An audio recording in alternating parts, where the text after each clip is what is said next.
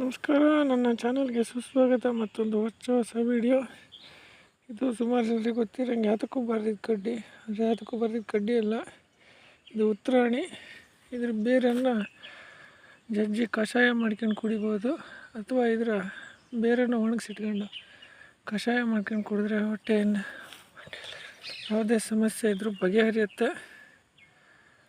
ಆಮೇಲೆ ಇದ್ರ ಎಲೆ ಇದೆ ನೋಡಿ, ಇದ್ರ ಎಲೆಯನ್ನು ಅರ್ದು ಹಚ್ಚೋದ್ರಿಂದ ಯಾವುದೇ ಸುಟ್ಟಗಾಯ ಇದ್ದರೂ ವಾಸಿ ಆಗುತ್ತೆ. ಇದರಲ್ಲಿ 2 ಥರ ಇದೆ. ಇದು ಬಿಳಿ ಉತ್ತರಾಣಿ, ಇನ್ನೊಂದು ಕೆಂಪು ಉತ್ತರಾಣಿ. ಇದನ್ನು ಕಡ್ಡಾಯವಾಗಿ ಗರ್ಭಿಣಿ ಸ್ತ್ರೀಯರು ಸೇವನೆ ಮಾಡೋಂಗಿಲ್ಲ,